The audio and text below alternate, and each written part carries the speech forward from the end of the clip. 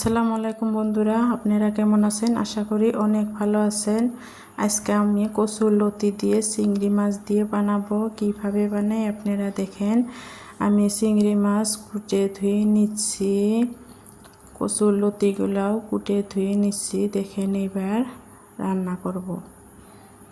প্রথমে একটা কড়াই দিয়ে দিলাম, কড়াই সরষের তেল দিয়ে দিলাম, দিয়ে পেঁয়াজ কুচি মরিচ কুচি দিয়ে দিলাম। এগুলা ভালোভাবে ভেজে নিব।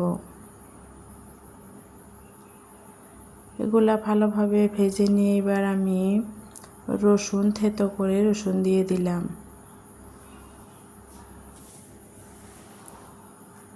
এবার গোটা জিরা দিয়ে দিলাম, দিয়ে ভালোভাবে ভেজে নিব। পরিমাণ মতো লবণ দিয়ে দিলাম, হলুদের গুঁড়া দিয়ে দিলাম, ধনে গুঁড়া দিয়ে দিলাম, জিরে গুঁড়া দিয়ে দিলাম, লঙ্কার গুঁড়া দিয়ে দিলাম। দিয়ে এবার ভালোভাবে ভেজে নিব।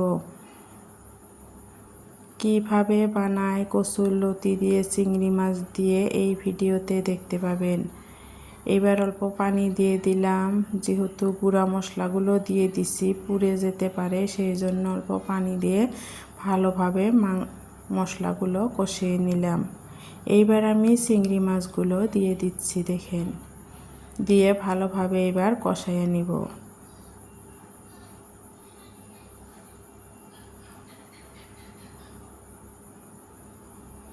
চিংড়ি মাছগুলো আমি ভালোভাবে কষাইয়ে নিলাম। এইবার আমি কচুর লতিগুলো দিয়ে দিব। একদম ঘরোয়াভাবে সহজভাবে আমি চিংড়ি মাছ দিয়ে কচুর লতিটা বানাইলাম, কোনো ঝামেলা ছাড়া। দেখেন, যেহেতু চিংড়ি মাছগুলো শক্ত, এইভাবে বানাইলে চিংড়ি মাছ গলেও যাবে না, ভেঙেও যাবে না, সেই জন্য আমি এইভাবেই বানাইলাম। আজকে গরমে যত সহজ করে সবজি বানানো যায়, তেল মশলা কম দিয়ে ততই ভালো। এইবার আমি চিংড়ি মাছ আর লতি ভালোভাবে কষিয়ে নিচ্ছি, দেখেন।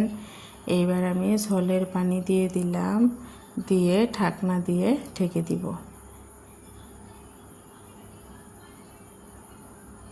দেখেন বলক চলে এসেছে।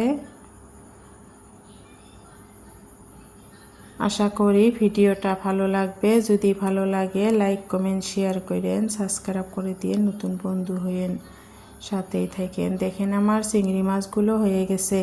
কি লোভনীয় একটা সবজি হয়ে গেল আমার। ভালো থাকবেন, সুস্থ থাকবেন। আল্লাহ হাফেজ।